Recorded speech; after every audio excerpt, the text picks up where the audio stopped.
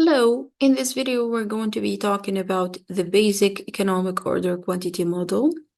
This model aims to determining the optimal quantity of units that would balance the holding costs and the setup or ordering costs. We have some very important assumptions to keep in mind when working with this model. First of all, demand is known, constant, and independent. Lead time is known and constant. So lead time is the time you have to wait between placing the order and receiving it. The receipt of inventory is instantaneous and complete. Quantity discounts are not possible in this case. The only variable costs we have are setup and holding costs. And finally, stockouts can be completely avoided. So we're going to be applying this model on this problem, which is problem 2 of our tutorial. So I've extracted all the data given in the problem. I put it in this table, and we're going to be going through these questions together. First of all, we're going to be calculating the EOQ, or Q star, which is the optimal quantity to order. We calculated using this formula. So it's the square root of 2 times the demand times the cost per order, and we divide it by the holding cost.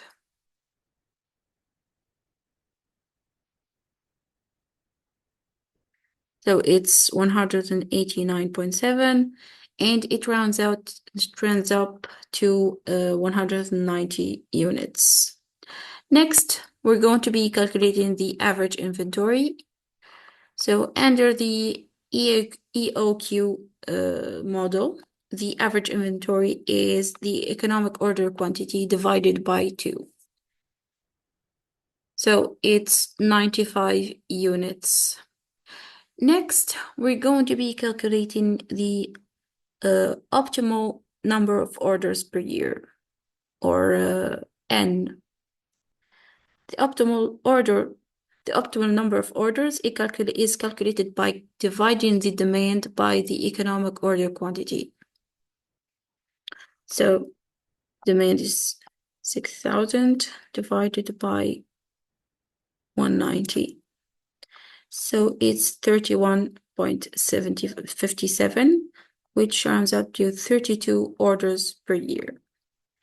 Next, what is the optimal number of days between any two orders, which is T. It is calculated by dividing the number of working days per year by the number of orders per year for each year. So T is equal to 250 divided by 32. So it's 7.8, and it rounds up to 8 days between two orders.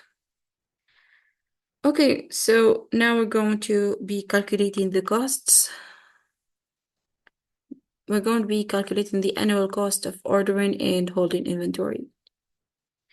We get the cost of ordering by multiplying the number of orders by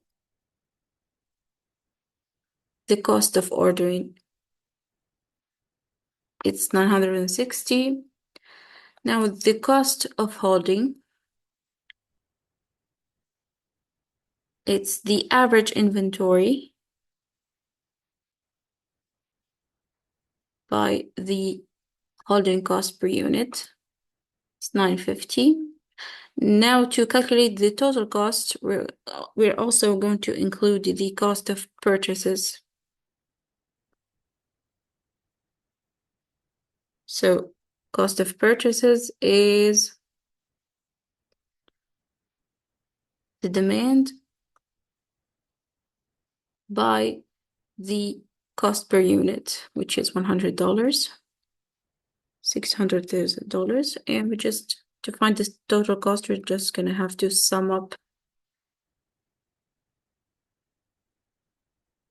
these. So this is our total cost. So the only thing we have to do now is determine the reorder point, which means that how many units should be in our inventory so that we take the decision to order more units or place the next order. So to calculate that,